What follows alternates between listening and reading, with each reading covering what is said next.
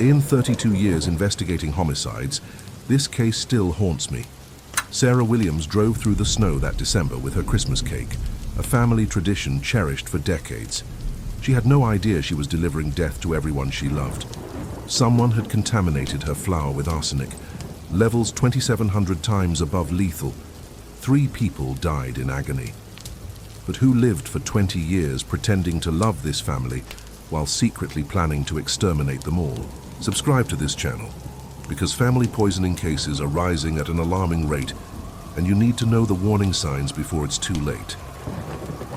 December 23rd, 2024, Riverside, Colorado. Sarah Williams was driving through the snow-covered streets, her heart light with anticipation. In the passenger seat beside her sat a cake that had become the stuff of family legend. A Christmas cake that everyone in the Williams family had been waiting for all year long. Sarah had no idea that nestled within those familiar layers of vanilla and cream, death had been carefully measured and mixed. I'm Detective Robert Rivers, and in my 32 years working homicide, I've seen humanity at its darkest. But this case, this particular case, still haunts my thoughts during the quiet hours before dawn. Because what happened that Christmas Eve in Riverside wasn't just murder. It was the calculated destruction of a family tradition, twisted into something so sinister that even now, months later, I find myself checking the locks on my doors twice before bed. The call came in on January 5th, 2025.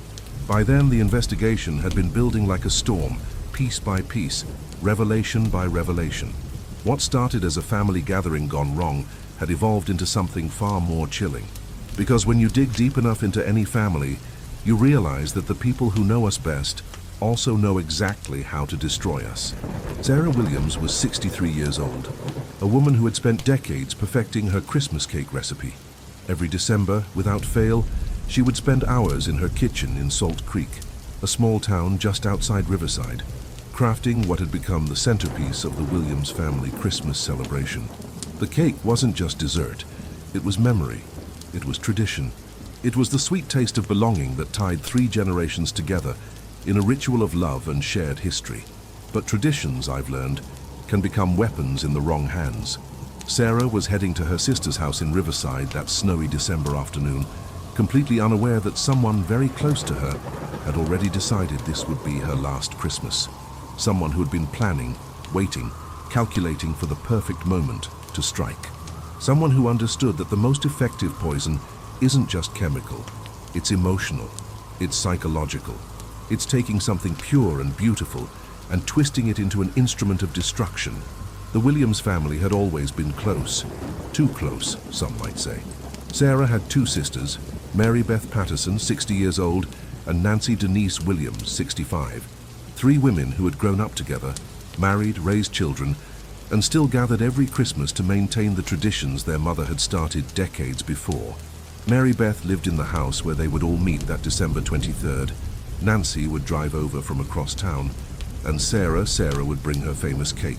But there was someone else in this family dynamic, someone who had been watching, seething, planning for 20 long years.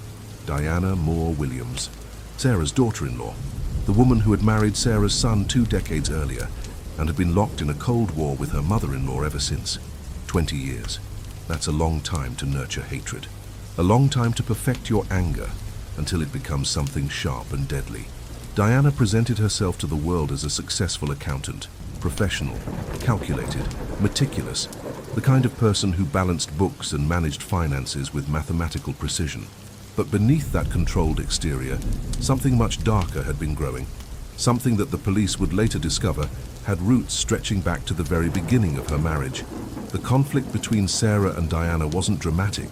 It wasn't the stuff of television movies or true crime documentaries.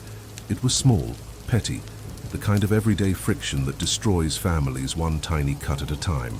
But I've learned that the most dangerous crimes often grow from the smallest seeds. A comment here, a slight there, a feeling of being unwelcome, unappreciated, unloved. What exactly had started this 20-year Cold War? The police files contain fragments, hints, suggestions. Maybe Sarah had never fully accepted Diana as part of the family. Maybe Diana felt her husband was too attached to his mother.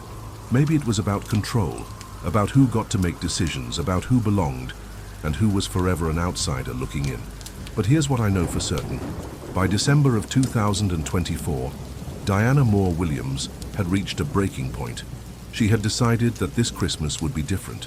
This Christmas would be the last. The genius of her plan was its simplicity. She knew about the cake. She knew about the tradition. She knew that every year, without fail, Sarah would arrive at Mary Beth's house carrying that same beautiful Christmas cake that the whole family anticipated. Diana understood that no one would suspect the very thing that brought them all together. She had studied the family patterns for 20 years. She knew exactly who would be at that gathering. Mary Beth and her husband, Nancy and her husband, Sarah's grandniece Tiffany Williams, Nancy's daughter, who would bring her 10-year-old son. 3 generations of the Williams family, all gathered around one table, all eager to taste Sarah's famous Christmas creation, all of them trusting, all of them vulnerable, all of them completely unaware that someone had already decided their fate. But Diana had made one crucial mistake, a mistake that would eventually unravel her entire plan and expose the depths of her calculated cruelty. Because in her arrogance, in her certainty that she had crafted the perfect crime, she had forgotten something essential about murder investigations. There's always a trail, always evidence, always someone watching. And sometimes, the person you least suspect is the one taking notes. Sarah Williams drove through the snow that December afternoon, humming Christmas carols, anticipating the joy on her family's faces when they saw her cake. She had no idea that her daughter-in-law had already set in motion a chain of events that would shatter their family forever. She didn't know that this would be the last time she would ever make that drive. But the question that would haunt the investigation, the question that would keep me awake for months afterward, wasn't just how Diana had done it. It was why she had waited so long, and what else she might have been planning. 3 months. That's how long Sarah Williams had been a widow when she drove through the snow with her Christmas cake that December afternoon. 3 months since her husband had died suddenly from what doctors had classified as food poisoning. Natural causes, they said. A tragic accident. The kind of thing that happens to older people sometimes, especially during Colorado's harsh summer months when food can spoil quickly. But as I dug deeper into this case, as I traced the timeline backward from that snowy December day, a pattern began to emerge that made my blood run cold. Because Sarah's husband hadn't just died, he had died exactly the same way his wife and her sisters would die 3 months later. Violently ill, vomiting, diarrhea, multiple organ failure. The only difference was that in September there had been no investigation, no autopsy, no questions asked. Diana Moore Williams had attended her father-in-law's funeral in September, playing the role of the grieving daughter-in-law to perfection. She had cried at the service. She had comforted her husband. She had helped arrange the flowers and the reception afterward.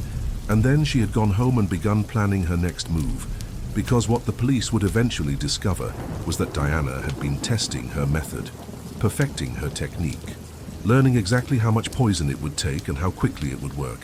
Sarah's husband hadn't died of natural causes. He had been murdered. He had been Diana's dress rehearsal for the main event. That December 23rd gathering wasn't just a family Christmas celebration. It was the culmination of months of careful planning. Diana knew that Sarah, still grieving her husband's recent death, would be especially vulnerable.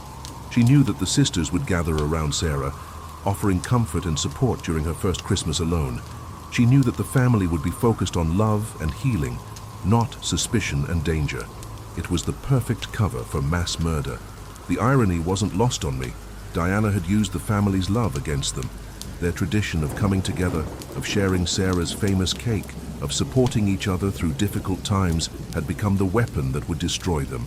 When Sarah arrived at Mary Beth's house that snowy afternoon, carrying her cake with the same pride and anticipation she had felt for decades, she had no idea that the flour she had used to bake it had been carefully contaminated.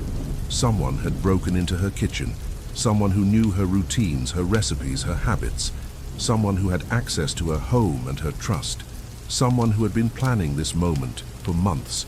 The gathering unfolded exactly as it always had. Sarah placed her beautiful Christmas cake on Mary Beth's dining room table, the same spot where it had sat for countless holidays over the years. The cake looked perfect, traditional, festive. It was decorated with the same white frosting and bright red cherries that had become Sarah's signature. Nobody suspected that beneath that familiar exterior, death was waiting. Mary Beth Patterson, 60 years old, was the first to take a bite. As the hostess, she always made a point of complimenting Sarah's baking, telling her how much the family looked forward to this cake every year. Nancy Denise Williams, 65, followed suit. Then came Tiffany Williams, Nancy's daughter, and her 10-year-old son. Sarah herself took not one but two generous pieces, savoring what she believed would be another perfect family moment. But within minutes, something was wrong. The 10-year-old boy was the first to complain. Children, I've learned, are often more honest about taste than adults. They haven't learned to be polite about food they don't like. He wrinkled his nose and told his grandmother Nancy that the cake tasted funny. Different. Bad. At first, the adults dismissed his complaint. Children are picky eaters, they reasoned. Maybe he was just excited about Christmas and not paying attention to the food. But then Mary Beth's husband mentioned that his piece had an odd aftertaste too. Metallic. Bitter. Nothing like the sweet vanilla flavor they all remembered from previous years. Sarah, still proud of her creation but concerned about the complaints, took another bite of her own piece. She had to admit there was something off about the flavor, something that hadn't been there when she was baking it the day before, something that made her stomach feel uneasy even before the real symptoms began. It was Sarah herself who made the decision that would save the lives of everyone who hadn't yet eaten. Looking around the table at the confused faces of her family, seeing the worried expression on her 10-year-old great-nephew's face, she made an announcement that would echo in my mind for months afterward. Nobody else eats this cake, something's wrong with it. But by then, it was already too late for 6 people. The poison that had been carefully mixed into Sarah's flour was already working its way through their digestive. Arsenic, one of the oldest and most reliable poisons known to humanity. Colorless, nearly tasteless in small amounts, and absolutely lethal in the concentrations that Diana had calculated with the precision of an accountant balancing a deadly ledger. The symptoms began within an hour. First came the nausea, then the vomiting. Violent, uncontrollable waves that left the victims weak and dehydrated. The cramping followed, sharp pains that doubled them over and sent them stumbling toward bathrooms. But the worst was yet to come. One by one, they began to collapse. Mary Beth was the first to lose consciousness. Her husband found her on the bathroom floor, unconscious and barely breathing. Nancy followed 20 minutes later, collapsing in the living room while trying to call for help. The 10-year-old boy began having seizures. Sarah, who had eaten 2 pieces of her own poisoned cake, was vomiting blood. By 4 o'clock in the morning on December 24th, Christmas Eve, the Riverside General Hospital emergency room looked like a war zone. 6 people arrived within minutes of each other, all displaying the same horrific symptoms, all members of the same family, all victims of what was clearly not an accident. Doctor Jennifer Martinez was the attending physician that night. She had seen food poisoning before, but nothing like this. The symptoms were too severe, too coordinated, too systematic. This wasn't spoiled potato salad or undercooked chicken. This was something deliberate, something calculated. She immediately contacted the police. Detective Lisa Coleman was the first investigator on the scene. As she later told me, walking into that hospital felt like stepping into a nightmare. Mary Beth Patterson was already dead, having suffered multiple organ failure during the ambulance ride. Nancy Denise Williams died 2 hours later, despite aggressive treatment. Tiffany Williams, Nancy's daughter, fought for her life until dawn, but ultimately succumbed to the poison coursing through her veins. 3 women, 3 sisters-in-law, 3 victims of what was clearly a deliberate act of murder. Sarah Williams, the woman who had brought the cake, was fighting for her life in the intensive care unit. The 10-year-old boy was in pediatric ICU, his small body struggling to process the massive amount of toxin he had ingested. Mary Beth's husband, who had only taken a small bite before complaining about the taste, was treated and released the same day. And notably, significantly, Nancy's husband, who had been at the gathering but hadn't eaten any cake, was completely unaffected. The pattern was unmistakable. Everyone who had eaten Sarah's Christmas cake was either dead or dying. Everyone who hadn't was fine. But here's where the case took its first major turn. The obvious suspect was Sarah herself. She had made the cake. She had brought it to the gathering. In 90% of poisoning cases, the person who prepares the food is the perpetrator. The logic was simple. Sarah Williams had poisoned her own family, intending to die with them in some twisted murder-suicide pact. Except Sarah had fought harder to live than anyone else. The woman who had supposedly orchestrated this mass murder was clinging to life with a determination that didn't match the profile of someone who wanted to die. She was responding to treatment. She was fighting the ventilator. She was showing every sign of someone who desperately wanted to survive. Detective Coleman knew something didn't add up. The breakthrough came when they searched Sarah's house in Salt Creek. The crime scene team arrived expecting to find evidence of a woman who had planned to kill her family and herself. Instead, they found something much more disturbing.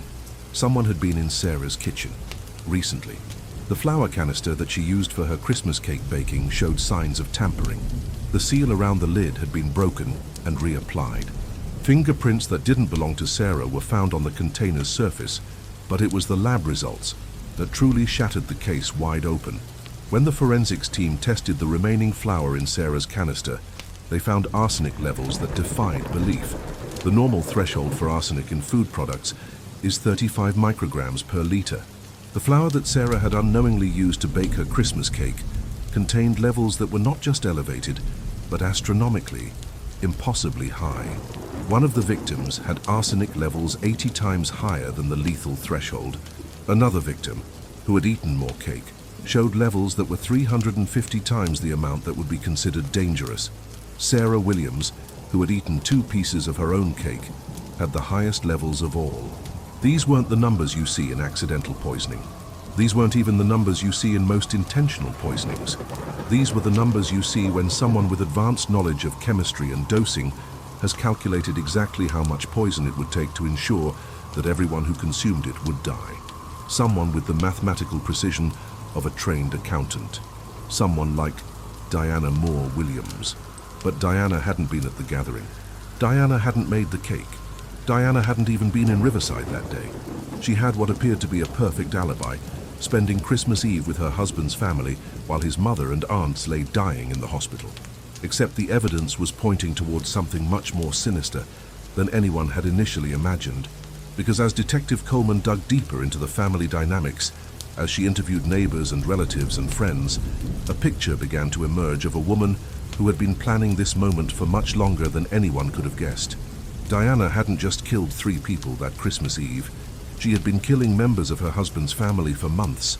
And Sarah Williams, lying unconscious in the ICU, fighting for her life against poison that someone had deliberately placed in her flour, had never even suspected that her daughter-in-law was systematically destroying everyone she loved. The question wasn't just who had done this anymore. The question was how many others Diana had killed before she got caught, and whether Sarah would survive long enough to learn the truth. The numbers were beyond anything I had ever seen in my 3 decades investigating homicides. When the forensics report landed on my desk that cold January morning, I had to read it 3 times before the magnitude of what Diana Moore Williams had done truly sank in. Sarah Williams had arsenic levels in her bloodstream that were 350 times higher than what would be considered lethal. 350 times. But even that astronomical number paled in comparison to what the lab had found in her kitchen. The flour. The innocent-looking bag of all-purpose flour that Sarah had used to bake her Christmas cake contained arsenic concentrations that were 2,700 times higher than anything that could occur naturally or accidentally. 2,700 times. The forensics team had to run the test multiple times because the initial results seemed impossible. This wasn't contamination. This wasn't an accident. This was industrial-grade poisoning, calculated with mathematical precision by someone who understood exactly how much death they were mixing into that flour. But here's what kept me awake that night, staring at the ceiling and trying to piece together the timeline. If Sarah Williams had wanted to kill her family, if she had been the one mixing poison into her own ingredients, why would she bother adding the arsenic to the flour at all? Think about it. If you're planning to murder 6 people with a Christmas cake, you don't need to contaminate an entire bag of flour. Arsenic is highly soluble. It mixes easily into liquids, into batters, into frostings. A calculating killer would simply add the poison directly to the cake batter, ensuring maximum potency with minimum waste. but someone had taken the time to thoroughly mix massive quantities of arsenic into Sarah's baking flour. Someone who wanted to make absolutely certain that Sarah herself would have no idea she was baking poison into her family's Christmas tradition. Someone who was using Sarah Williams as an unwitting weapon against her own family. The implications hit me like a physical blow. Sarah Williams wasn't the perpetrator. She was victim number one, the first person Diana had targeted for destruction. The woman who had been feeding poison to her beloved sisters and great-nephew without having the slightest idea that her daughter-in-law had turned her into an instrument of mass murder. When Detective Coleman and her team executed the search warrant on Diana's home and seized her electronic devices, they uncovered a digital trail that would make even hardened investigators sick to their stomachs. Diana's cell phone contained more than 100 internet searches related to arsenic. 100 searches. This wasn't someone having momentary thoughts about harming another person. This wasn't a crime of passion or a spontaneous decision made in anger. This was months of meticulous research, months of planning, months of someone systematically learning how to kill multiple people and get away with it. The search history read like a murderer's handbook. How to buy arsenic without detection, what quantities would be lethal, how long the poison would take to work, whether it could be detected in autopsy reports, how to disguise the taste, what symptoms to expect, how to avoid leaving fingerprints on containers.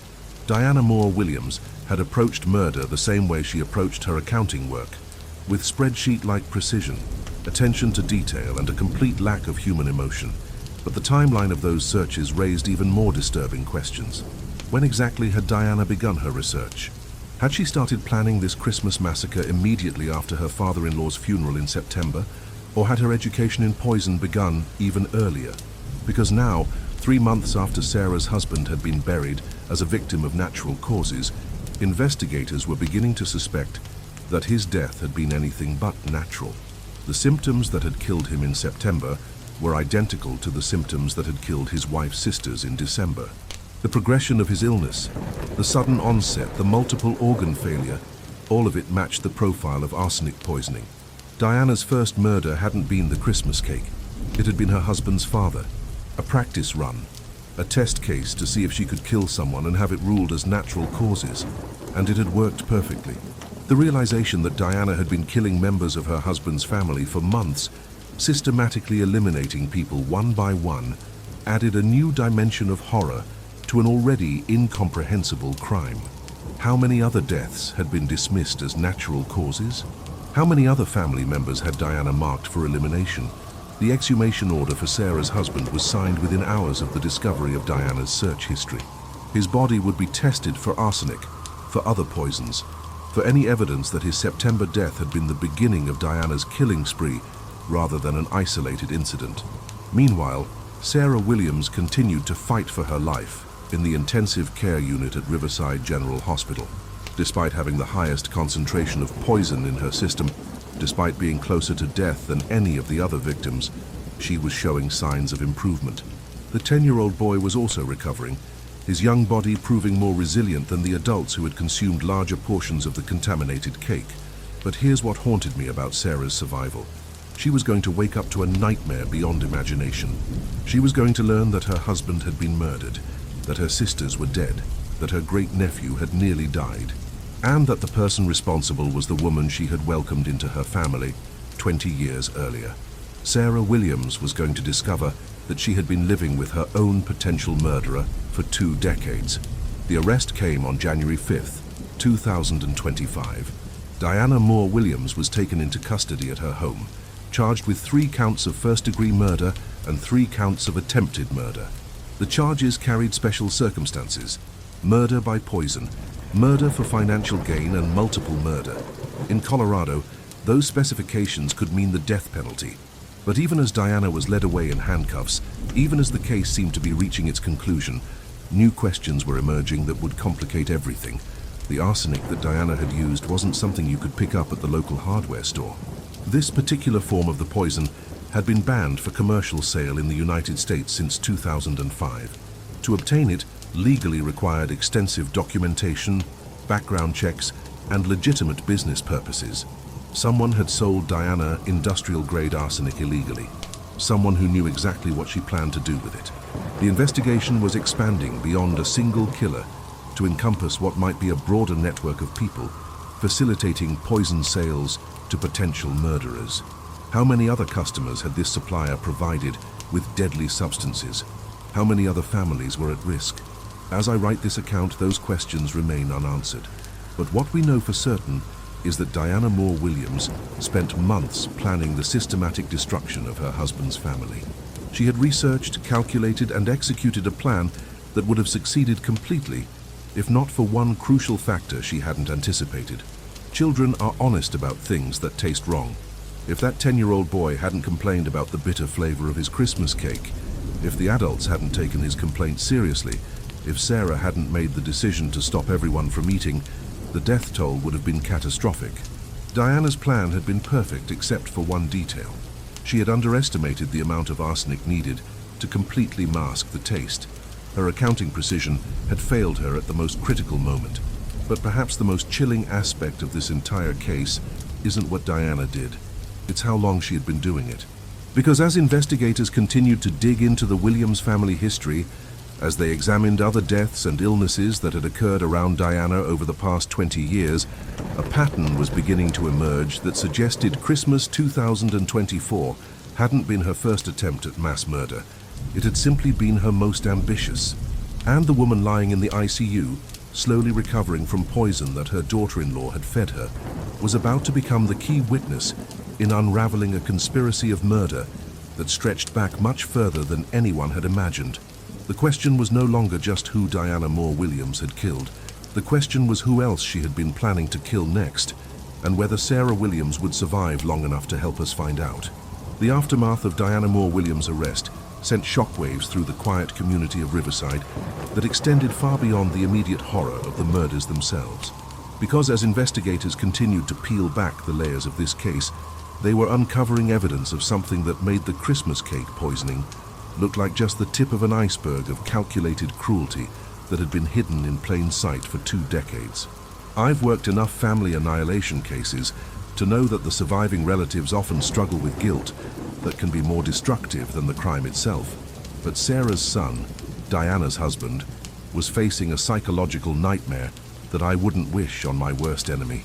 In the span of 2 weeks, he had lost his father to what he believed was natural causes, watched his mother fight for her life against poison, buried 2 of his aunts and a cousin, and discovered that the woman he had shared a bed with for 20 years was a serial killer who had been systematically murdering his family.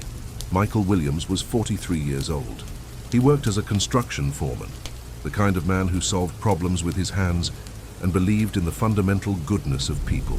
He had loved Diana Moore completely, trusted her absolutely, and defended her against his mother's occasional criticisms for 2 decades. He had chosen his wife over his mother in countless small conflicts, never imagining that his loyalty was enabling a woman who was planning to eliminate his entire family. The police interviews with Michael were some of the most heartbreaking documents I've ever read. Here was a man trying to reconstruct 20 years of marriage, searching his memory for signs he should have noticed, clues he should have picked up on, moments when Diana might have revealed her true nature. He kept asking the same question over and over. How could I have lived with a monster and never known? But Diana hadn't been a monster in any way that Michael could have recognized. She had been a devoted wife, a competent professional, a woman who paid the bills on time and remembered anniversaries and brought flowers to his father's funeral. She had hidden her true nature so completely that even the people closest to her had never suspected what she was capable of. That's the thing about psychopaths that most people don't understand. They don't present as obviously dangerous. They present as exactly what you want them to be.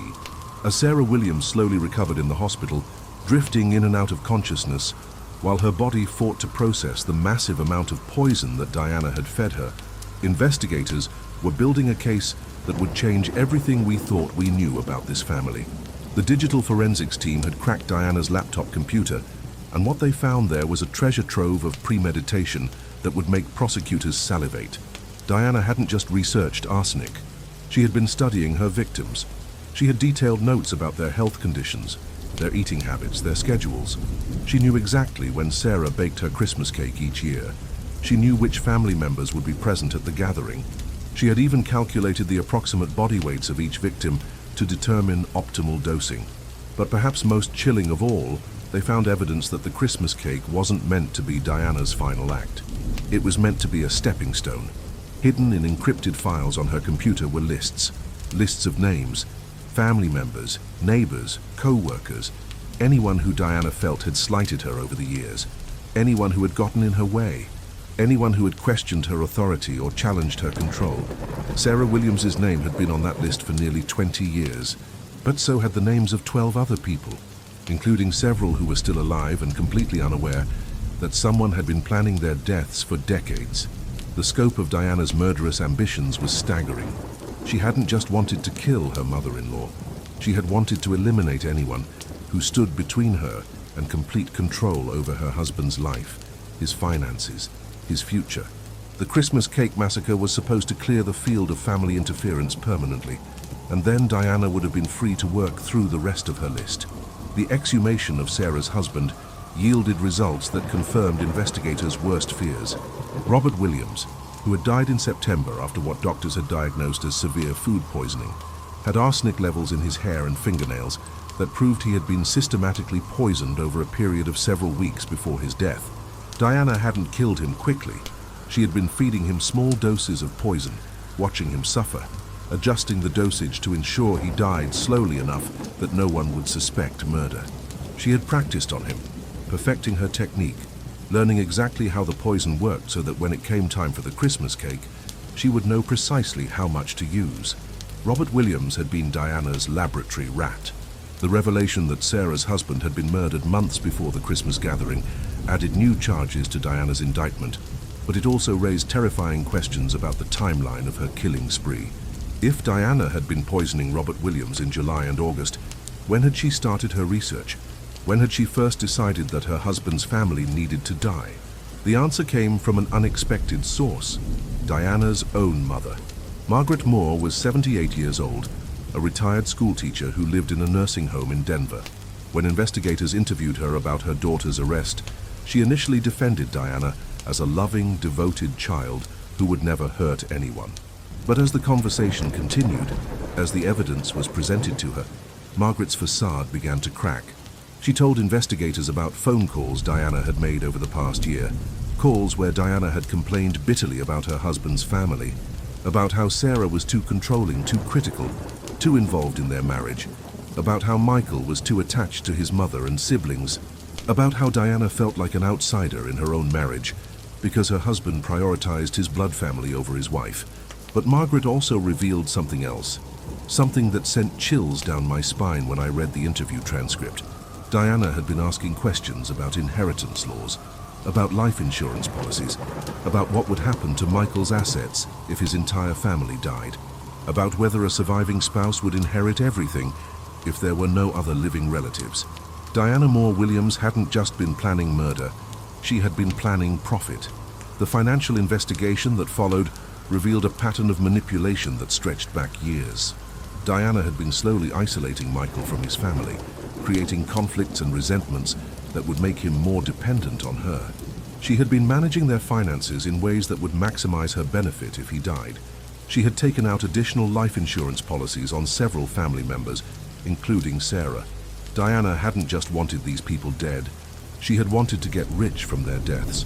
When Sarah Williams finally regained full consciousness in early February, nearly 6 weeks after the Christmas cake poisoning, she was strong enough to be interviewed by police. I was present for that conversation, and I will never forget the look in her eyes when we told her what had really happened. She had known, she told us. Deep down, she had always known that something was wrong with Diana. Not that Diana was a killer, not anything that specific, but Sarah had sensed a coldness in her daughter-in-law that had never felt quite right. There had been small incidents over the years, comments that seemed too cruel, reactions that seemed too calculated, moments when Diana's mask had slipped just enough for Sarah to glimpse something ugly underneath. But Sarah had ignored her instincts because she loved her son. She had wanted his marriage to work. She had convinced herself that the problems she sensed were her own imagination, her own jealousy, her own inability to let go of her adult child. Now she was realizing that her maternal instincts had been warning her about a predator for 20 years. Sarah also confirmed what investigators had suspected about the contaminated flour. Diana had visited her house 3 days before Christmas, ostensibly to help with holiday preparations. Diana had offered to run errands, to pick up baking supplies, to help in any way she could. Sarah had given her a shopping list that included flour. Diana had returned with groceries, including a new bag of flour to replace the one that Sarah had been running low on. She had even insisted on putting the groceries away herself, claiming that she wanted to be helpful. Sarah Williams had been grateful for her daughter-in-law's assistance. She had thanked Diana for being so thoughtful. She had felt guilty for all the years of tension between them, wondering if maybe she had been too hard on the younger woman. She had never suspected that Diana was delivering the weapon that would nearly kill her and successfully murder 3 of the people she loved most in the world. The 10-year-old boy, Timothy Patterson, Sarah's great-nephew, had made a full recovery and been released from the hospital in mid-January. But the psychological trauma of watching his grandmother and great-aunt die, of nearly dying himself, of learning that his family had been murdered by someone they trusted, would require years of therapy to process. Children aren't supposed to learn about evil this way. They aren't supposed to discover that the adults they depend on for safety can't always protect them from the monsters that look like ordinary people. As February turned into March, as Diana Moore Williams sat in the Douglas County Jail awaiting trial, as prosecutors prepared charges that could result in the death penalty, one question continued to haunt everyone involved in this case. How many other Diana Moore Williams are out there? How many other families are living with predators who present as loving relatives while secretly planning their destruction? How many other Christmas cakes, birthday dinners, Thanksgiving feasts are being prepared by people who see family gatherings as opportunities for mass murder? The Williams family case had revealed something about human nature that I wasn't sure I was prepared to accept. That someone could live among us for decades, sharing our homes and our beds and our most intimate moments, while secretly viewing us as nothing more than obstacles to be eliminated when convenient. Diana Moore Williams had taught us that the person most likely to kill you isn't a stranger breaking into your house in the middle of the night. It's the person sitting across from you at the dinner table, smiling and asking if you'd like another piece of cake. As spring arrived in Riverside, and the snow melted from the streets where Sarah Williams had driven with her poisoned Christmas cake 3 months earlier, I found myself returning again and again to the central question that would define this entire investigation. How does someone live a lie for 20 years?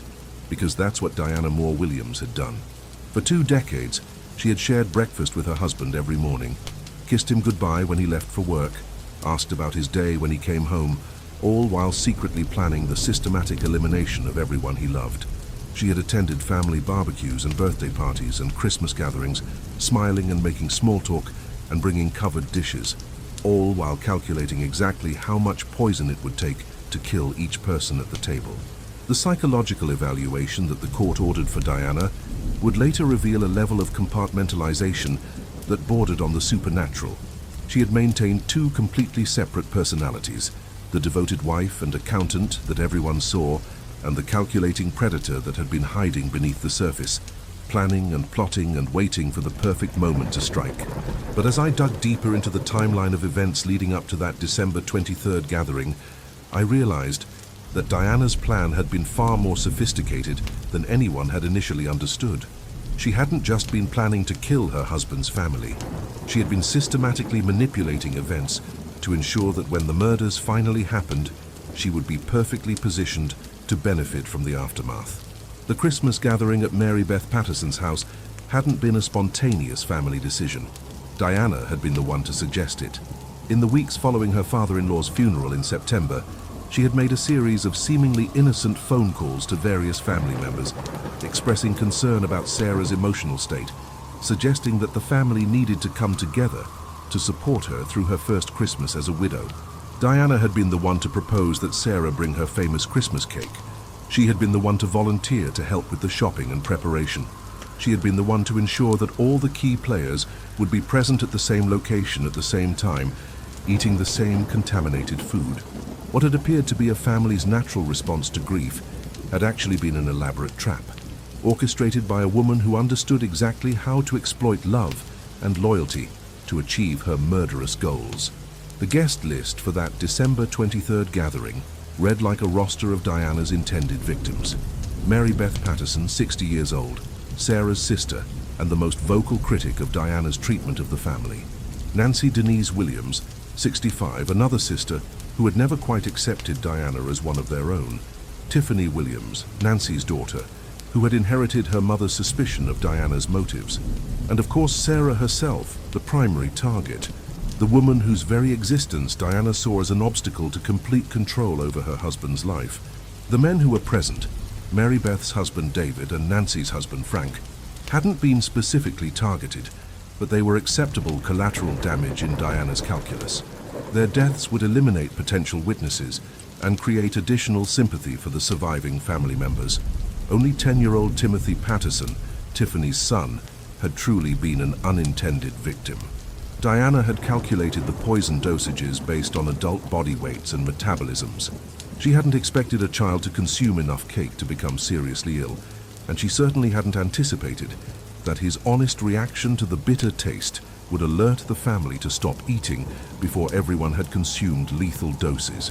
Timothy's survival, along with Sarah's unexpected resilience, had been the variables that destroyed Diana's perfect plan. The hospital records from that Christmas Eve painted a picture of methodical mass murder that still haunts the medical staff who treated the victims. Mary Beth Patterson had arrived at Riverside General Hospital already in cardiac arrest, her system overwhelmed by arsenic levels that were incompatible with life. Despite aggressive resuscitation efforts, she was pronounced dead at 4:47 a.m. on December 24th. Nancy Denise Williams had lasted longer, her body fighting the poison with remarkable determination. For nearly 6 hours, she had hovered between life and death, while doctors struggled to counteract the arsenic that was systematically shutting down her organs.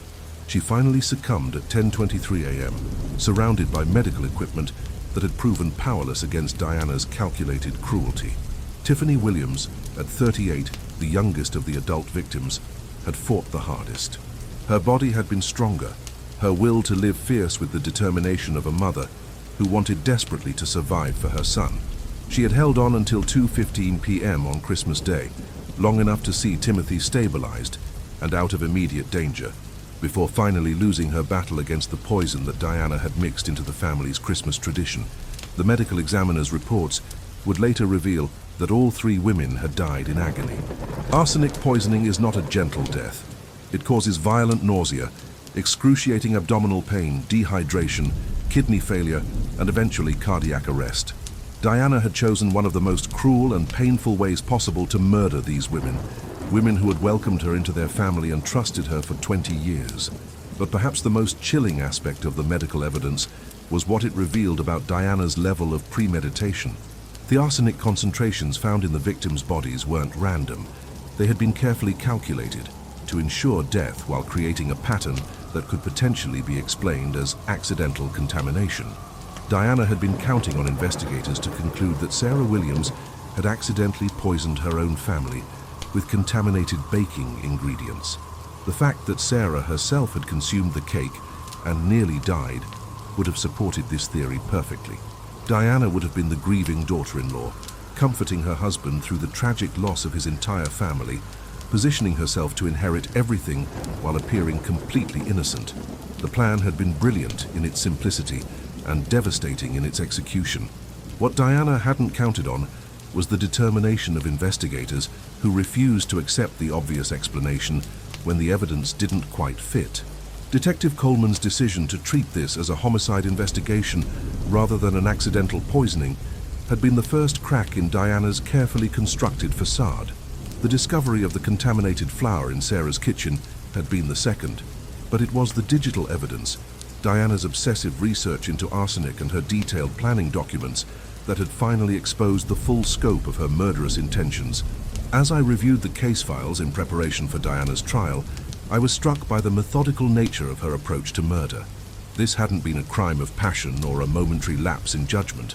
This had been a business plan, complete with research, cost-benefit analysis, and contingency planning. Diana Moore Williams had approached the systematic elimination of her husband's family with the same professional attention to detail that she brought to balancing corporate ledgers. She had treated human lives as accounting problems to be solved, obstacles to be removed, line items to be eliminated from the balance sheet of her marriage.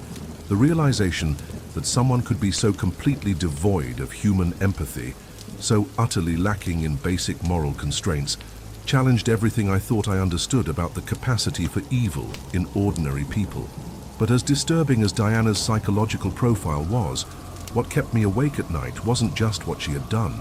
It was the knowledge that she had been living among us, working alongside us, interacting with us for years, without anyone recognizing the predator hiding beneath the surface of professional competence and domestic normalcy. How many other Diana Moore Williams are out there? How many other families are unknowingly harboring someone who sees them not as loved ones to be cherished, but as problems to be solved through murder? The Williams family Christmas cake case had taught me that the most dangerous predators aren't the ones who look like monsters. They're the ones who look exactly like the people we trust most. And they're sitting at our dinner tables right now, smiling and asking if we'd like seconds, while secretly calculating how much poison it would take to kill us all. The breakthrough that would ultimately unravel Diana Moore Williams's carefully constructed web of lies came from the most unlikely place, a half-empty bag of flour sitting innocuously in Sarah Williams' kitchen pantry. When Detective Coleman's crime scene team arrived at Sarah's modest home in Salt Creek 2 days after the Christmas Eve poisoning, they were operating under the assumption that they were investigating a murder-suicide attempt. Sarah Williams, they believed, had poisoned her own family and then consumed the contaminated cake herself in a twisted act of familial annihilation. But as forensic specialist Dr. Amanda Chen began her methodical analysis of Sarah's kitchen, something immediately struck her as wrong. The flour canister that Sarah had used to bake her Christmas cake showed signs of recent tampering. The seal around the metal lid had been broken and imperfectly reapplied. Fingerprints that didn't match Sarah's were clearly visible on the container's surface. When Dr. Chen tested the remaining flour in that container, the results defied everything she thought she knew about accidental poisoning. The flour contained arsenic concentrations that were 2,700 times higher than anything that could occur naturally. 2,700 times. To put that number in perspective, the normal threshold for arsenic contamination in food products is 35 micrograms per liter. The flour in Sarah's kitchen contained levels that were so astronomically high that Dr. Chen had to run the test 4 separate times before she believed her own results. This wasn't contamination. This wasn't an accident. This was industrial-strength murder, carefully calculated and deliberately placed exactly where Sarah would find it and use it without suspicion. But here's what made Dr. Chen's discovery so crucial to understanding Diana's methodology. If Sarah Williams had wanted to poison her family, she would never have contaminated an entire bag of flour. Arsenic is highly soluble in liquids. It dissolves easily into cake batter, frosting, even beverages. Her killer, planning to murder 6 people with a Christmas cake, would simply add the poison directly to the batter, ensuring maximum potency and minimum waste. The fact that someone had taken the time and effort to thoroughly mix massive quantities of arsenic into Sarah's baking flour proved beyond any doubt that Sarah herself was being manipulated. Someone else had wanted to ensure that Sarah would unknowingly bake poison into her family's Christmas tradition, making her an unwitting accomplice in mass murder. Someone who knew Sarah's routines well enough to predict exactly when and how she would use that flour. Someone who had access to her home and her trust. Someone like Diana Moore Williams. The psychological sophistication of Diana's plan was staggering. By contaminating the flour rather than the finished cake, she had created multiple layers of protection for herself. If the poisoning had been discovered immediately, investigators would have focused on Sarah as the obvious suspect. If it had been ruled accidental, Diana would have appeared as the innocent daughter-in-law grieving alongside her husband. Either scenario would have kept suspicion far away from her. But Diana had made one critical miscalculation. She had underestimated the thoroughness of experienced homicide investigators, who knew that the most obvious explanation isn't always the correct one. When Detective Coleman received Dr. Chen's forensics report, she immediately shifted the focus of the investigation. If someone had deliberately contaminated Sarah's flour to frame her for mass murder, then the real killer was still out there. And that killer had demonstrated a level of planning and psychological manipulation that suggested this wasn't their first crime. The breakthrough came when investigators obtained a warrant to search Diana Moore Williams' electronic devices. What they found on her cell phone would haunt me for the rest of my career. Diana's search history contained more than 100 queries related to arsenic poisoning. 100 separate searches over a period of several months, each more specific and disturbing than the last. She had researched everything from where to buy arsenic without detection to what quantities would be lethal to how long the poison would take to work. But the timestamps on those searches told a story that made my blood run cold. Diana's research hadn't begun in November or December, in the weeks leading up to the Christmas gathering. Her first searches for information about arsenic had been conducted in July of 2024. July. 5 months before she murdered 3 members of her husband's family. 5 months of planning. 5 months of research. 5 months of calculating exactly how to commit mass murder and get away with it. The timeline made horrifying sense when compared to Robert Williams' death in September. Diana's father-in-law hadn't died of natural causes, as everyone had believed. He had been Diana's test subject, her practice run, her opportunity to perfect her technique before moving on to the main event. The July search history showed Diana researching multiple types of poison, comparing their effectiveness, their detection rates, their symptoms. She had approached murder like a research project, methodically evaluating her options before settling on arsenic as her weapon of choice. By August, her searches had become more specific. How much arsenic would it take to kill a man in his 70s? How could the poison be administered without the victim's knowledge? What symptoms would mask the poisoning as natural illness? In September, Robert Williams had become violently ill with what doctors diagnosed as severe food poisoning. He had suffered for several days before finally succumbing to what appeared to be multiple organ failure. Diana had attended his funeral, comforted her husband, and helped arrange the memorial service, all while knowing that she had just successfully committed her first murder. The exhumation of Robert Williams's body in March of 2025 confirmed what investigators had suspected. Hair and fingernail samples showed arsenic levels that proved he had been systematically poisoned over a period of several weeks before his death. Diana hadn't killed him quickly. She had been experimenting with dosages, learning how the poison worked, perfecting her technique for the larger-scale murders she was already planning. Robert Williams had died slowly and painfully, not knowing that his own daughter-in-law was feeding him death one small dose at a time. But perhaps the most chilling aspect of Diana's digital evidence was what it revealed about the scope of her murderous ambitions.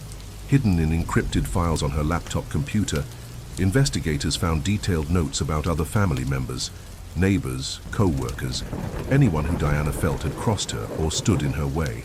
She had been planning to kill far more than just Sarah Williams and her sisters. The Christmas cake massacre was supposed to be the beginning, not the end, of Diana's elimination campaign. The investigation into how Diana had obtained the arsenic opened up an entirely new dimension of the case that would eventually implicate others in facilitating her crimes. Arsenic, in the form and purity that Diana had used, hadn't been legally available for commercial purchase in the United States since 2005. Someone had sold her industrial-grade poison illegally, knowing full well that it could only be intended for harm. Following the digital trail of Diana's purchases led investigators to a network of online suppliers who were providing banned substances to customers with questionable motives. These weren't legitimate chemical companies with proper licensing and documentation. These were black market dealers who asked no questions and kept no records, selling death to anyone willing to pay their prices. The supplier who had sold arsenic to Diana was eventually identified and arrested, but not before investigators discovered that he had dozens of other customers who had purchased similar substances. How many other Diana Moore Williams were out there, armed with poison and planning to eliminate obstacles in their lives? How many other families were at risk from killers who had learned to shop for murder online? Meanwhile, at Riverside General Hospital, Sarah Williams was slowly fighting her way back to life, against odds that should have been impossible to overcome. Despite having the highest concentration of arsenic in her system of any of the survivors, despite consuming 2 full pieces of the contaminated cake, her body was somehow processing and eliminating the poison that had killed 3 other people. The medical team treating Sarah couldn't fully explain her survival. Arsenic antidote exists, but it's not commonly available in most hospitals, and it's only effective if administered very quickly after exposure. By the time Sarah arrived at the emergency room, She had been experiencing symptoms for hours. The poison had already begun its deadly work on her organs. Dr. Jennifer Martinez, the attending physician who had treated all the victims that Christmas Eve, later told me that Sarah's recovery was the most remarkable thing she had seen in 20 years of emergency medicine. Whether it was genetic factors, the strength of her will to live, or simply medical luck, Sarah Williams had survived an amount of arsenic that should have killed her within hours. 10-year-old Timothy Patterson had also made a full recovery, his young body proving more resilient than the adults who had consumed larger portions of the cake. By late January, he had been released from the hospital and was beginning the long process of psychological healing that would be necessary to process what he had witnessed. But for Sarah Williams, survival came with a burden that might be harder to bear than death would have been. She was awakening to discover that her husband had been murdered, that her sisters were dead, that her great-nephew had nearly died, and that the person responsible was someone she had tried to love as a daughter for 20 years. Sarah would have to live with the knowledge that her own hands had baked the poison that killed her family. That her Christmas tradition, the one thing that brought everyone together in love and celebration every year, had been turned into an instrument of mass murder by someone who had been planning their deaths for months. The psychological trauma of that realization, the guilt and horror and betrayal, would be something that no amount of medical treatment could heal. As I write this account, Sarah Williams has given her first interview to investigators, confirming what we suspected about how Diana had gained access to the contaminated flour. 3 days before Christmas, Diana had visited Sarah's home, offering to help with holiday preparations. She had volunteered to pick up baking supplies, insisting that she wanted to be useful. Sarah had gratefully accepted the help, touched by what seemed like a gesture of reconciliation from a daughter-in-law she had struggled to connect with over the years. She had given Diana a shopping list that included flour, never suspecting that Diana was delivering the weapon that would nearly destroy their entire family. Diana Moore Williams had used Sarah's maternal instincts against her. She had exploited love and trust and the basic human desire for family harmony to commit one of the most calculated acts of domestic terrorism I have ever encountered, and she had come terrifyingly close to getting away with it completely. The only thing that had saved the surviving victims was a 10-year-old boy's honest reaction to something that tasted wrong, and the decision of a grandmother who trusted her great-nephew's judgment enough to stop the family from eating more of her own poisoned cake. But as we prepared for Diana's trial, as prosecutors assembled charges that could result in the death penalty, one question continued to haunt everyone involved in this investigation. If Diana Moore Williams had been planning murders for months, if she had been researching poison and calculating dosages and selecting targets since July, what else had she done that we hadn't discovered yet? How many other deaths that had been ruled natural causes were actually murders? And how many other families were living with killers who looked just like loving relatives, but were secretly planning their destruction? The gavel fell on January 5th, 2025, and with it came the formal charges that would ensure Diana Moore Williams would never again have the opportunity to turn a family gathering into a massacre. But as I sat in that courtroom, watching the woman who had systematically planned the destruction of an entire family, I knew that the legal proceedings were only the beginning of a story that would haunt everyone involved for the rest of their lives. 3 counts of first-degree murder, 3 counts of attempted murder, each charge carrying the weight of lives destroyed, families shattered, trust obliterated. But even those devastating accusations were just the foundation for what prosecutors would eventually build into one of the most comprehensive capital cases in Colorado's legal history. District Attorney Margaret Chen had prosecuted hundreds of murder cases during her 30-year career, but she later told me that the evidence against Diana Moore Williams was unlike anything she had ever encountered.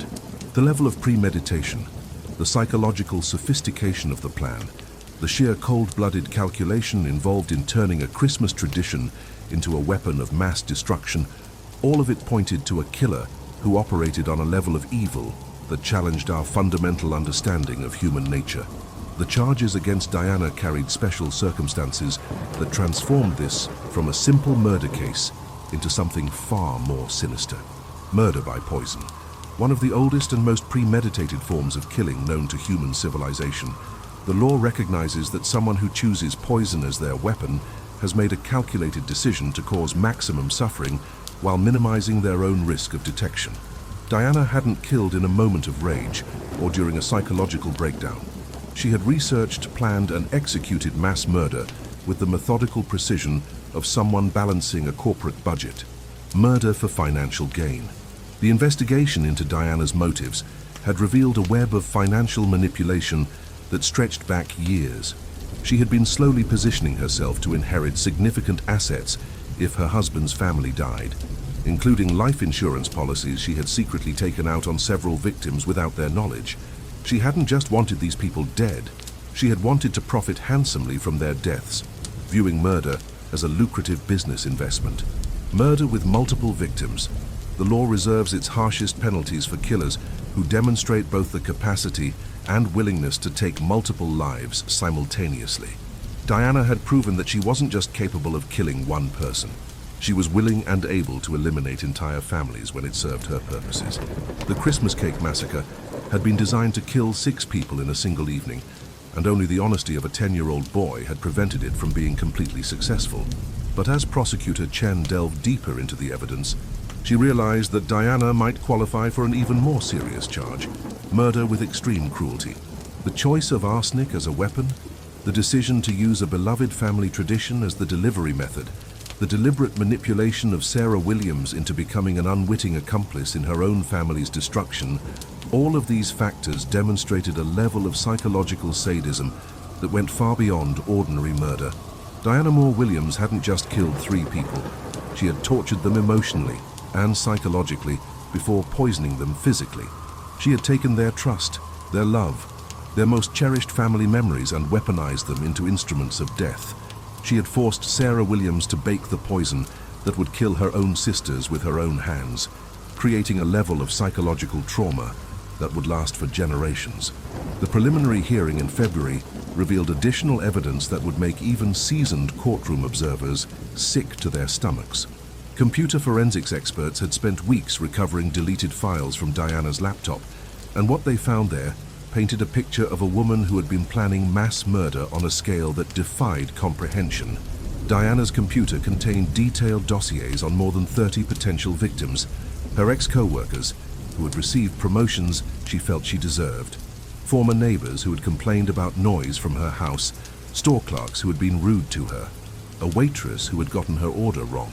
Anyone who had ever crossed Diana Moore Williams, no matter how trivially, had been systematically catalogued and evaluated as a potential target for elimination. She had researched their daily routines, their home addresses, their family members, their health conditions, their eating habits. She knew where they shopped for groceries, which restaurants they frequented, what medications they took. She had been building a comprehensive database of people to murder, complete with detailed assassination plans for each potential victim. The Christmas Cake Massacre hadn't been meant to be Diana's final act. It had been meant to be her debut performance, the moment when she transitioned from fantasy to reality, from planning to action. If she had succeeded in killing Sarah Williams and her entire family, if the deaths had been ruled accidental as she had planned, Diana would have been emboldened to work her way through the rest of her target list. How many more families would have been destroyed if that 10-year-old boy hadn't complained about the bitter taste of his Christmas cake? Dr.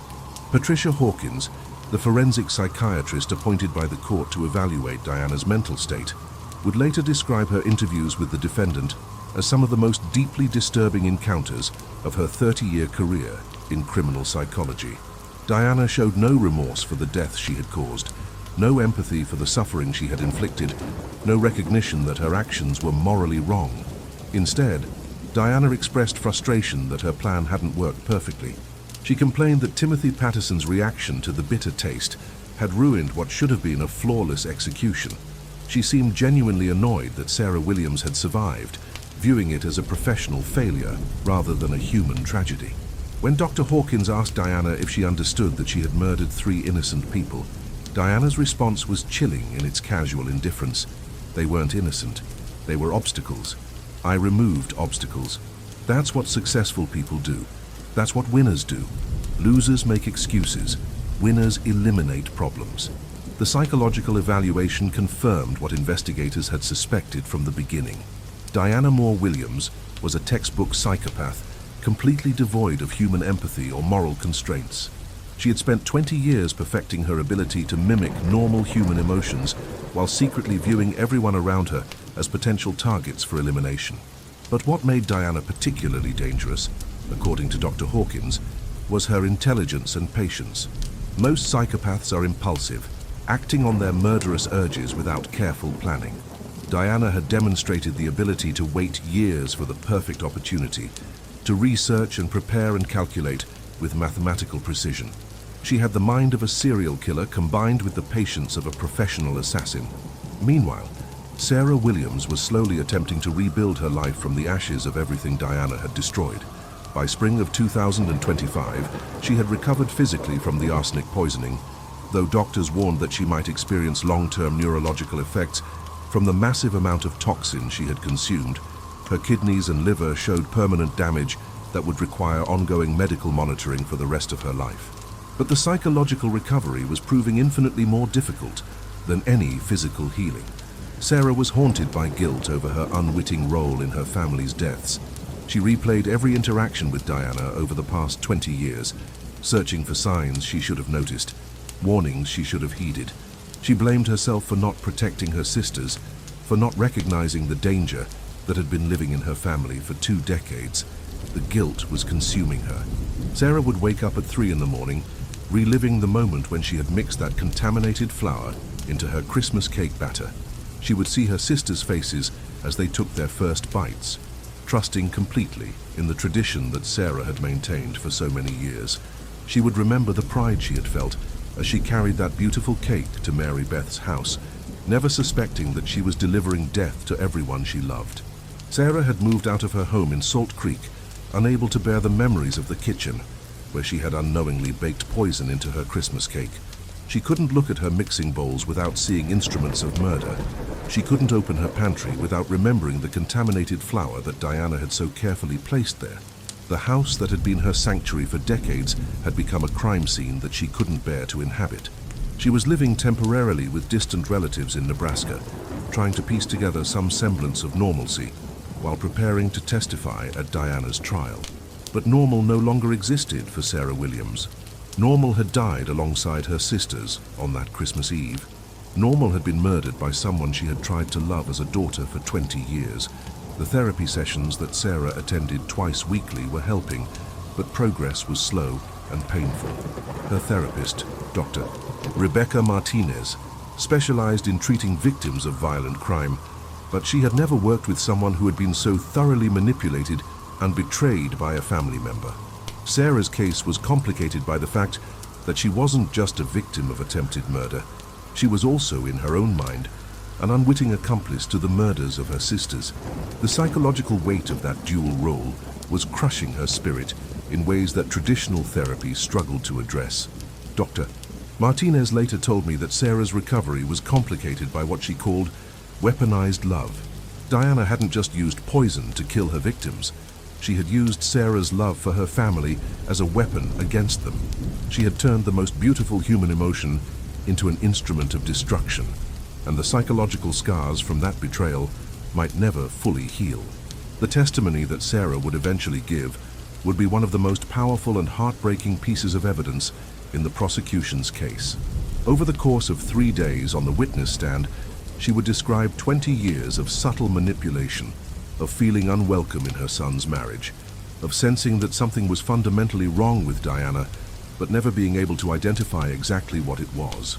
Sarah would tell the jury about maternal instincts that had whispered warnings for years, about small moments when Diana's mask had slipped just enough to reveal something cold and calculating underneath.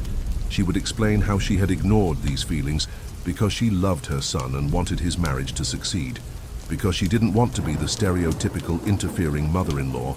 She would describe Diana's campaign to isolate her from her son, the subtle ways that Diana had created conflicts and resentments that would make Michael more dependent on his wife and less connected to his family. Diana had been systematically cutting the bonds between Michael and his blood relatives, preparing the ground for their eventual elimination. Most devastating of all, Sarah would describe the moment when she realized that her own hands had mixed the ingredients that killed her beloved sisters. The guilt and horror of that realization The knowledge that Diana had turned her into an unwitting weapon against her own family would bring even hardened jurors to tears. But Sarah's testimony would also reveal the strength and resilience of the human spirit. Despite everything Diana had done to her, despite the betrayal and manipulation and attempted murder, Sarah Williams was determined to see justice done. She was willing to relive her trauma in open court, to face the woman who had tried to destroy her family, to ensure that Diana would never have the opportunity to hurt anyone else. Timothy Patterson, the 10-year-old boy whose honest reaction to bitter cake had saved the lives of everyone who hadn't yet eaten, was also slowly recovering from the physical effects of arsenic poisoning. But the psychological scars would take years, perhaps decades, to heal completely. Timothy had nightmares about Christmas dinner that would wake him up screaming. He had panic attacks when he saw birthday cakes or any kind of festive dessert. He had developed an irrational but understandable fear that any food prepared by adults might be poisoned. Family meals had become exercises in anxiety rather than occasions for bonding. Child psychologists working with Timothy described the profound impact of learning at such a young age that trusted adults could be monsters in disguise. He had lost his fundamental sense of safety in the world, his basic belief that the grown-ups around him would protect him from harm rather than cause it. Timothy's mother, Tiffany, had been one of Diana's victims, dying on Christmas Day after fighting the poison for nearly 20 hours. Timothy had watched his mother suffer and die, had seen his great-grandmother and great-aunt collapse and stop breathing, had nearly died himself from eating poisoned cake that someone had deliberately contaminated. The trauma of those experiences had shattered Timothy's childhood innocence in ways that might never be fully repaired. He was receiving intensive therapy, but his therapists warned that he might struggle with trust issues and anxiety disorders for the rest of his life. Dr. James Sullivan, the child psychologist treating Timothy, later wrote about the case in professional journals, describing it as one of the most severe examples of childhood trauma he had encountered. Timothy hadn't just witnessed violence, he had been deliberately targeted for murder by someone he had been taught to trust and love as family. The long-term psychological effects of that betrayal were still being studied, but Dr. Sullivan warned that Timothy might never fully recover his ability to trust authority figures or feel safe in family situations. Diana's actions had poisoned not just Christmas cake, but an entire childhood's worth of security and innocence. Michael Williams, Diana's husband and Sarah's son, faced perhaps the most psychologically complex journey of all the survivors. He had to reconcile 20 years of loving a woman who had been secretly planning to murder his entire family. Every memory of their marriage was now contaminated by the knowledge of what Diana had really been thinking and planning during those supposedly intimate moments. Michael was tormented by questions that had no satisfying answers. How had he shared a bed with a serial killer for 20 years without recognizing what she was?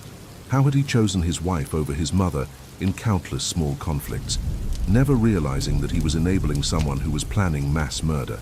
How could he trust his own judgment about anything ever again? The guilt was overwhelming. Michael remembered defending Diana when his mother had expressed concerns about her behavior. He remembered taking Diana's side in family arguments, supporting her when she complained about feeling unwelcome at family gatherings. He had been Diana's enabler and protector, helping her maintain the facade that allowed her to get close enough to their family to plan their destruction. Michael was cooperating fully with prosecutors, providing testimony about Diana's behavior patterns and helping investigators understand how she had maintained her facade for so long. But he was also struggling with survivors' guilt and self-blame that threatened to consume him entirely. His marriage was obviously over, but the legal process of divorce was complicated by the criminal charges against Diana. Their shared assets were frozen pending the outcome of the trial. Their house felt like a crime scene. Their entire life together had been revealed as an elaborate lie built around Diana's murderous intentions. Michael was also dealing with the practical reality of being the sole surviving member of his immediate family. His father had been murdered by Diana. His mother had barely survived Diana's attempt to kill her. His aunts and cousin were dead. His young nephew was traumatized beyond measure. The responsibility of caring for the survivors while processing his own trauma was almost more than he could bear. Therapy was helping, but progress was slow. Michael's therapist, Dr. David Chen, specialized in treating victims of domestic violence and psychological manipulation. But Diana's case was unique in its scope and duration. She had been manipulating Michael for 20 years, gradually isolating him from his family while planning their murders. The level of betrayal was unprecedented in Dr. Chen's experience.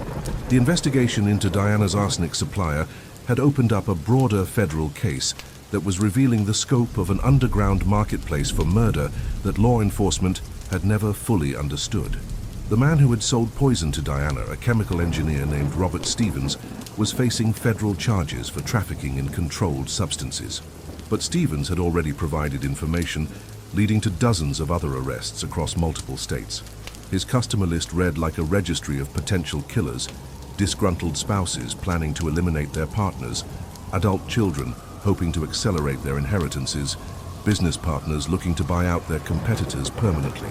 The scope of potential victims was staggering.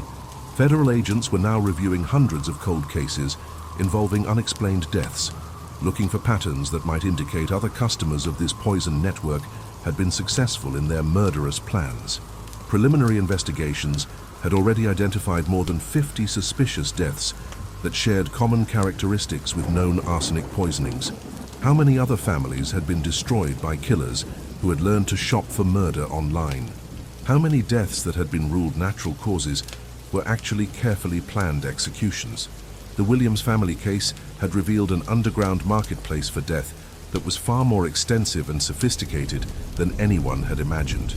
The federal investigation was also revealing disturbing trends in online murder planning, chat rooms and forums where potential killers shared tips and techniques, websites that provided detailed instructions for obtaining and using various poisons, social media groups where people discussed their fantasies about eliminating family members or co-workers. Diana Moore Williams hadn't been operating in isolation. She had been part of a larger community of people who viewed murder as a viable solution to life's problems. The digital evidence from her computer showed that she had been active in several online groups dedicated to discussing problem elimination and permanent solutions. The scope of this underground murder culture was only beginning to be understood, but early estimates suggested that thousands of people across the country were actively planning to kill family members, co-workers, neighbors, or romantic partners. The Williams family case had exposed just one small corner of a much larger and more terrifying reality.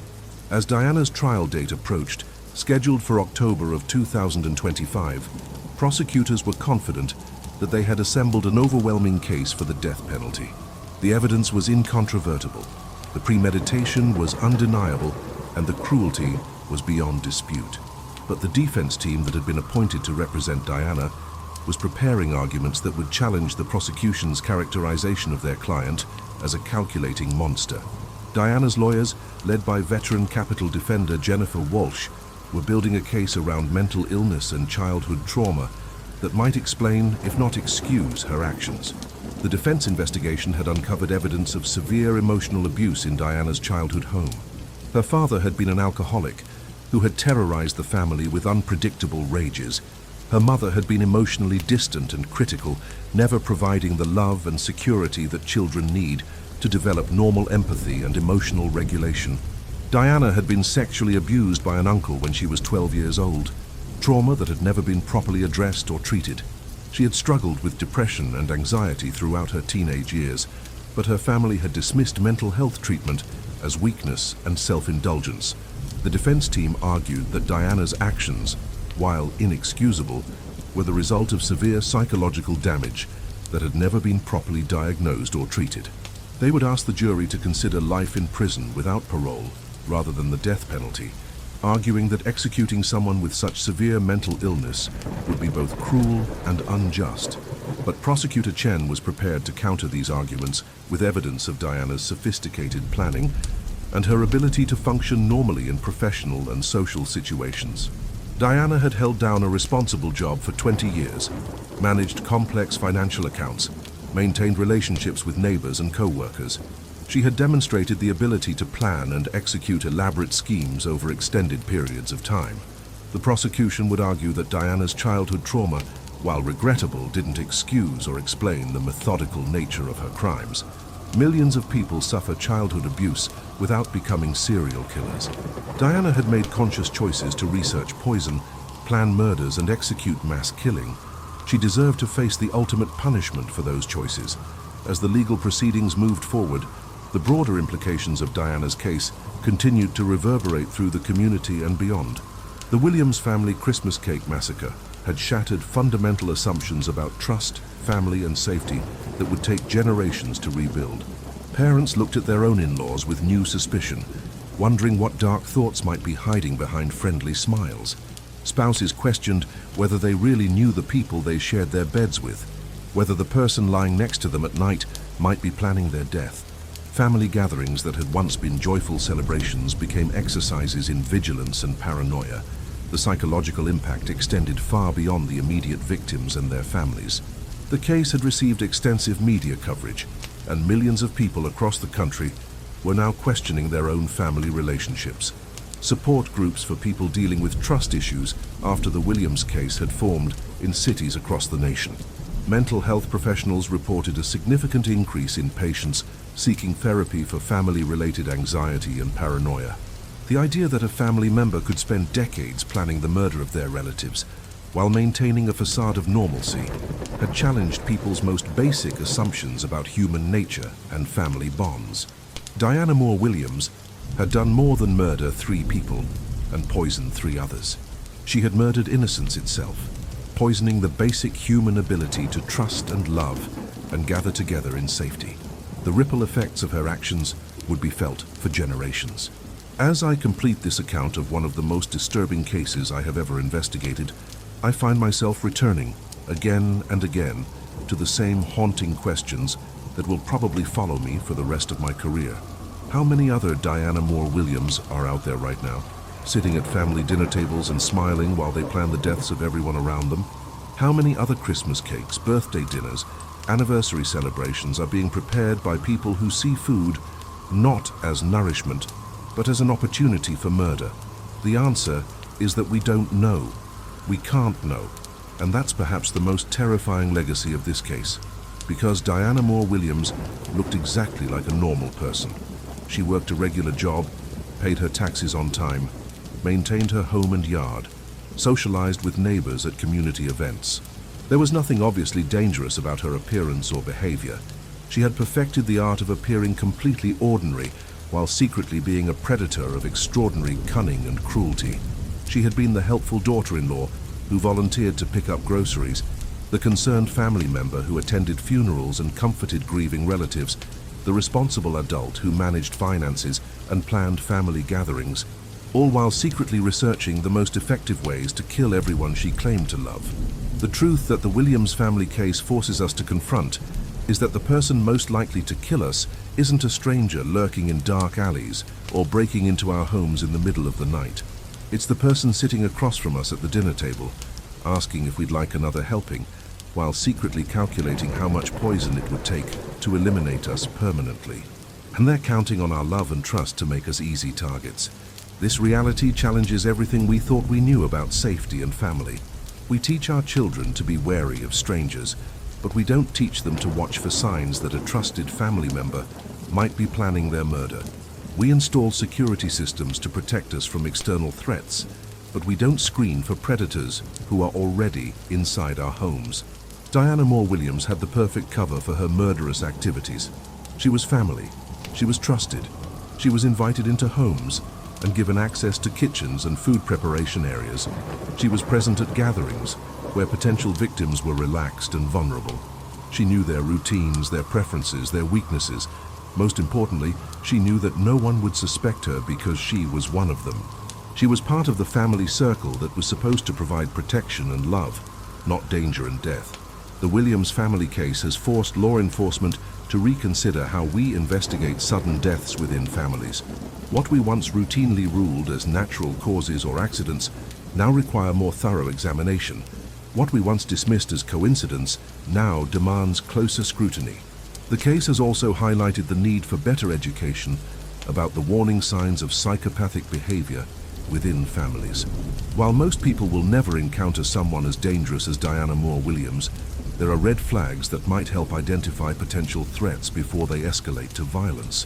Excessive interest in controlling other family members, attempts to isolate loved ones from outside relationships, unusual interest in life insurance policies or inheritance planning, patterns of manipulation and emotional abuse, history of lying about significant matters. None of these behaviors automatically indicate that someone is planning murder, but they might suggest the need for increased vigilance and professional intervention. Sarah Williams survived Diana's attempt to murder her, but she will spend the rest of her life knowing that the greatest danger she ever faced came not from a random criminal or a violent stranger, but from someone she had tried to love as a daughter for 20 years. That knowledge, that betrayal of the most fundamental human bonds, may be a wound that never fully heals. Sarah will never again be able to accept food from someone without wondering if it might be poisoned. She will never again be able to trust completely in the safety of family gatherings. She will never again be able to see a Christmas cake without remembering the day when love and tradition were weaponized against her family. But Sarah's survival also represents something else: the triumph of maternal instinct over calculated evil, the power of love to overcome hatred, the resilience of the human spirit in the face of unimaginable cruelty. Diana Moore Williams wanted to destroy the Williams family completely. She wanted to eliminate everyone who stood between her and total control over her husband's life and finances. She had planned and researched and calculated with mathematical precision, confident that she had designed the perfect crime. But she had underestimated the strength of family bonds that had been built over decades of genuine love and shared memories. She had underestimated the honesty of a 10-year-old boy who was willing to speak up when something tasted wrong. She had underestimated the wisdom of a grandmother who trusted her great-nephew's judgment more than her own daughter-in-law's reassurances. Most of all, she had underestimated the determination of investigators who refused to accept easy answers when the evidence didn't quite fit. Diana Moore Williams will likely spend the rest of her life in prison and possibly face execution for her crimes, but the legacy of what she did will continue to haunt the survivors and ripple through the community for generations to come. Because once you know that monsters can look exactly like ordinary people, once you understand that the greatest dangers can come from those we trust most, the world becomes a fundamentally different and more frightening place. The Christmas cake that Sarah Williams baked with such love and anticipation on December 23, 2024, was meant to bring her family together in celebration and joy. It was supposed to be the centerpiece of a gathering that would create warm memories to carry them through the cold winter months ahead. Instead, it became a weapon that nearly destroyed them all. That transformation, from symbol of love to instrument of death, may be the most chilling aspect of this entire case. It reminds us that in the hands of someone truly evil, even our most cherished traditions can become tools of destruction. It forces us to question whether anything is truly safe from those who would use our love against us. And it compels us to ask ourselves the question that will haunt families everywhere. Who else is out there right now, smiling and preparing food for people they plan to kill? The answer is out there, sitting at dinner tables across the country, waiting for the perfect moment to strike. They look like us, they talk like us, they live among us, and they're counting on our trust to make them successful. The Williams family Christmas cake case will stand as a testament to both human evil and human resilience. It will remind us that the capacity for monstrous behavior can hide behind the most ordinary facades. But it will also remind us that love and family bonds, while vulnerable to manipulation, can ultimately prove stronger than hatred and greed. Diana Moore Williams thought she could destroy a family by turning their traditions against them. But in the end, it was those same traditions, that same love, that same commitment to protecting each other, that exposed her crimes and brought her to justice. The Christmas cake that was meant to kill became the evidence that convicted. The family gathering that was meant to end in death became the beginning of justice. And the woman who thought she was clever enough to commit the perfect crime learned that there is no such thing as perfect evil in a world where love and truth will always find a way to shine through the darkness.